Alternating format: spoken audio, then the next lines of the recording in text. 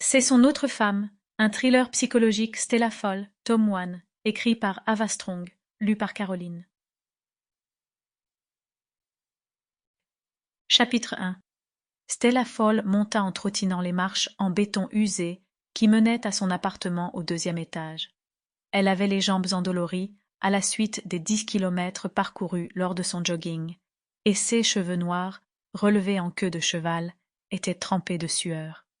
Elle avait choisi un itinéraire plus long que prévu à travers les rues d'Evanston, par besoin de se donner à fond et par une folle envie de se changer les idées.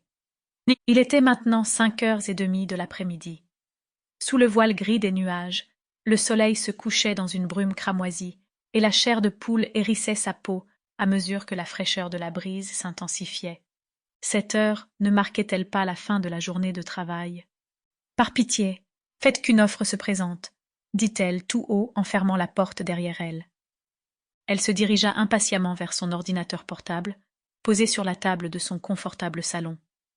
Alors qu'elle remuait la souris, l'angoisse qu'elle avait réussi à oublier le temps de son jogging remonta à la surface. Il s'agissait aujourd'hui de la date butoir pour le dépôt de candidature à l'offre d'emploi qu'elle désirait le plus. Travailler au poste junior de consultante en jury pour un grand cabinet d'avocats lui permettrait de démarrer une carrière de rêve. Elle n'avait jamais pensé qu'une telle opportunité se présenterait à elle.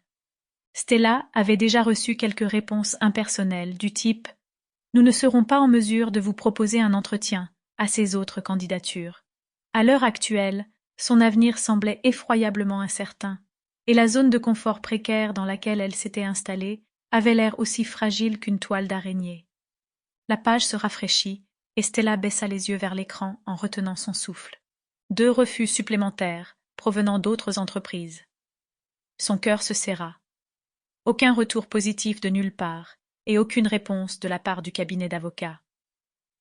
Elle regarda son appartement autour d'elle, avec une expression mêlant envie et panique. Le renouvellement de son bail aurait lieu dans 10 jours, et le propriétaire avait augmenté le montant du loyer. Elle voulait désespérément rester ici, mais elle avait besoin d'un emploi à plein temps pour se le permettre. C'est le premier logement dans lequel elle avait vécu, et qui lui donnait la sensation d'être chez elle. Au cours de ces derniers mois, elle y avait créé de joyeux souvenirs. Les nuits passées à étudier, blottie contre le radiateur avec un chocolat chaud et sa liste de chansons préférées. Les dîners en tête-à-tête avec son petit ami, Vaughn, qui était romantique et mémorable malgré son manque de talent culinaire. Les séances de travail intensives sur le mémoire de son master à l'aide de son mentor, Clem. Son téléphone se mit à sonner. Sample complete. Ready to continue?